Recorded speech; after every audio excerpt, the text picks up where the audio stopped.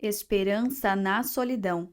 Encontrando Deus no deserto, de Elizabeth Elliot, capítulo 9. Um amor tão forte que machuca.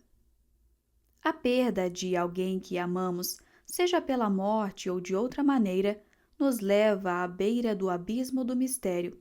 Se nos debatermos, como muitos de nós somos forçados a fazer, com a questão de Deus neste assunto, somos obrigados a perguntar por que ele reputou necessário retirar-nos tão bela dádiva. Não chegaremos a uma resposta exaustiva, mas certamente uma resposta é a necessidade de sermos lembrados de que, onde quer que esteja o nosso tesouro, ali estará também o nosso coração.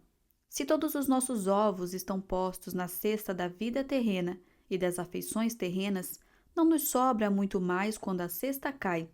Os cristãos, sendo cidadãos de outra pátria, súditos de um rei celestial, devem colocar suas afeições lá e não aqui.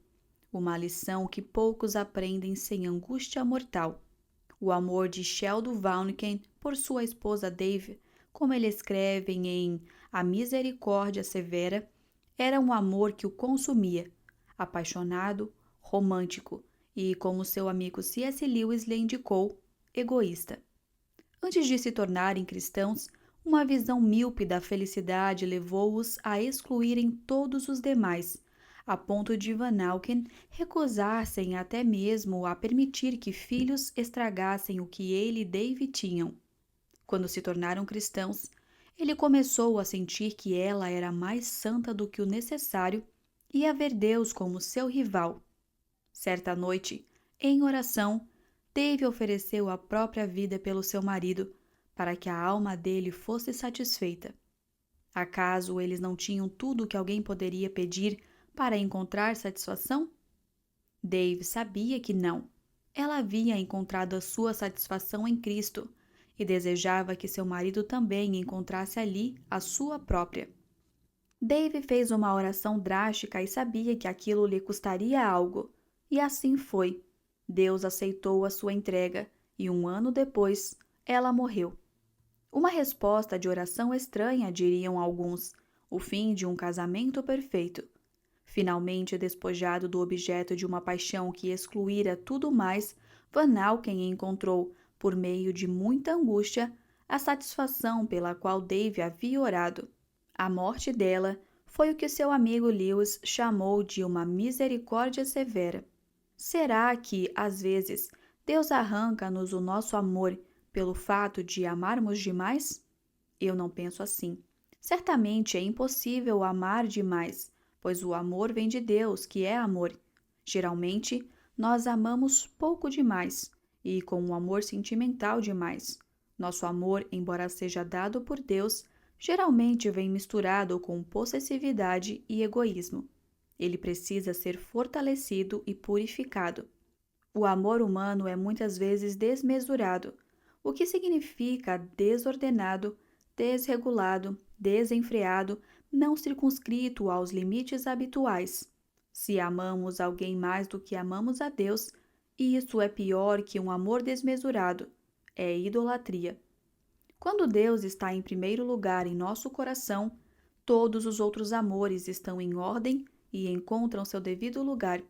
Se Deus não é o primeiro, outros amores, mesmo aqueles que não são sexuais em nenhum sentido, facilmente se transformam em autogratificação e, portanto, destroem tanto quem ama quanto quem é amado.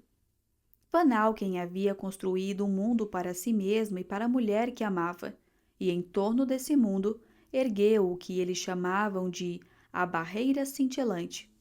Deixando tudo mais do lado de fora, eles estavam determinados a fazer as coisas funcionarem do jeito deles. Era uma estrutura rígida, perigosamente sustentada, e quando Cristo entrou em suas vidas, ela se despedaçou. Todo o que cair sobre esta pedra ficará em pedaços, e aquele sobre quem ela cair ficará reduzida a pó. Lucas 20, versículo 18. Lewis ajudou Van Auken a enxergar que sua agonia era, ela mesma, uma misericórdia de Deus. Em sua misericórdia, Deus permanece em silêncio e nos permite agonizar. Simplesmente não conseguimos nos voltar para Ele até que não tenhamos mais para onde correr.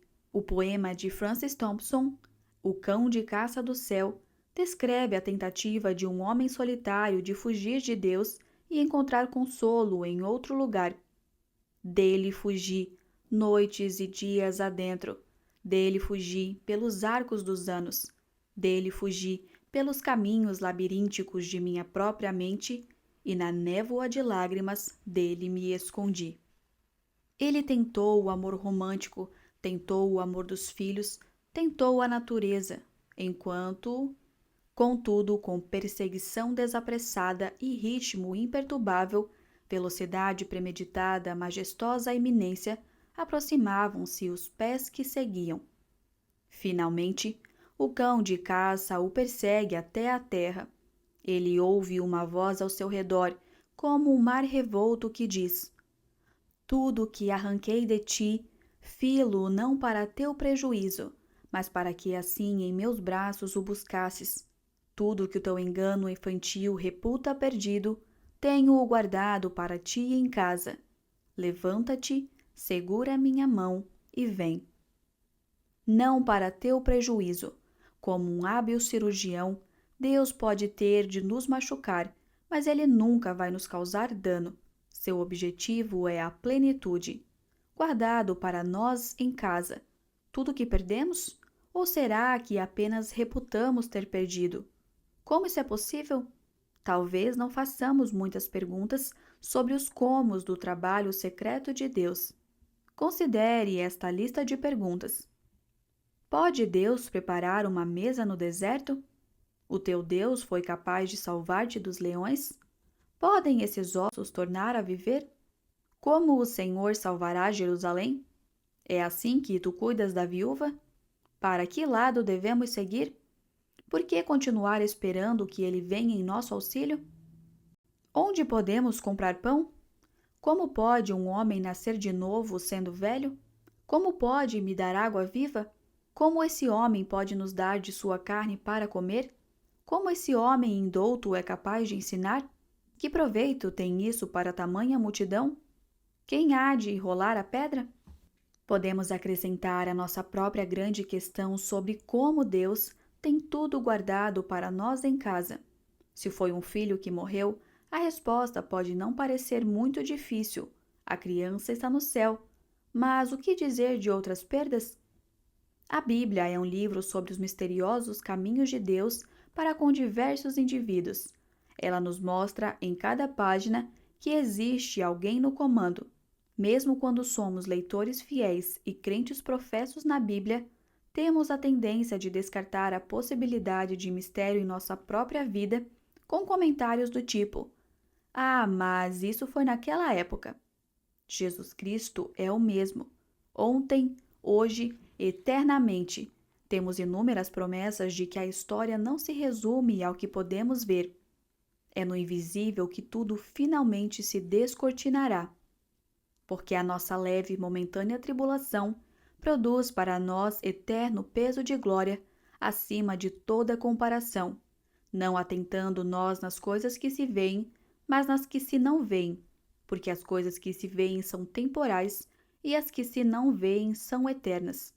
2 Coríntios, capítulo 4, versículos 17 e 18. Como podemos ter certeza de que a palavra "não para teu prejuízo" é verdadeira? Como atentaremos nas coisas que não se veem? Não há resposta senão a fé no caráter do próprio Deus. Essa e nenhuma outra é a âncora que fixa as nossas almas.